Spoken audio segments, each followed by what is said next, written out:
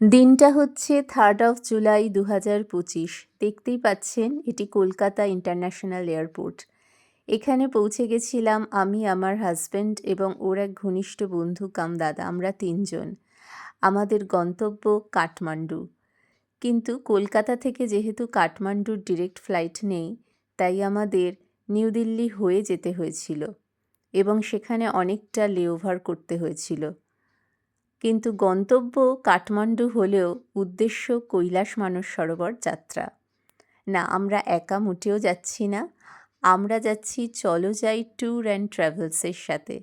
চলো যাইয়ের একটা টিম 2 দিন আগে মুক্তিনাথে পৌঁছে গেছে এবং সেখান থেকে তারা আজকে আসবেন কাঠমান্ডুতে। আমরা সন্ধেবেলা সেখানেই সবার সাথে মিট করব। তারপর আমাদের হয়তো ব্রিফিং হবে, সব কিছু হবে। সেটা আমার পরবর্তী ভিডিওগুলোতে পরপর আসবে। অবশ্যই দেখতে থাকবেন। আমরা দিল্লি থেকে চলে গেলাম সন্ধ্যের দিকে কাঠমান্ডুতে। খুব সুন্দর কাঠমান্ডুর এয়ারপোর্ট, ভীষণ সুন্দর পাহাড়ে ঘেরা ছোট্ট এয়ারপোর্ট। বেশ মেঘমেঘ করেছিল যখন পৌঁছালাম। আমরা এয়ার ইন্ডিয়া এক্সপ্রেসেই টিকিট বুক করেছিলাম।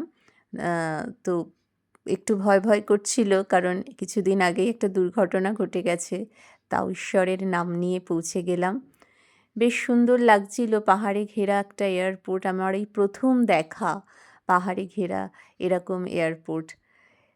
এখানে নিরাপত্তা ব্যবস্থা ভীষণ কড়াকড়ি, কারণ আমরা যখন পৌঁছালাম এয়ারপোর্টের ভেতরে, তখন আমাদের ব্যাগ, প্রত্যেকটা যেখানে ব্যাগেজ আসে সেখানে দেখলাম একটি কুকুর রাখা হয়েছে। সে প্রত্যেকের ব্যাগ চেক করছে এবং ভালোভাবেই সেটা হচ্ছে।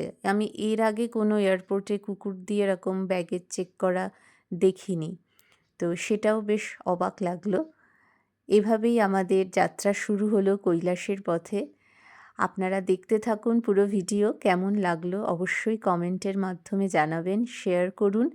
আমার কৈলাস মানস সরোবরের যাত্রার প্রত্যেকটা ভিডিও পরপর আসতে থাকবে আমার ফেসবুক পেজে। লাইক করবেন, কমেন্ট করবেন এবং অবশ্যই শেয়ার করবেন।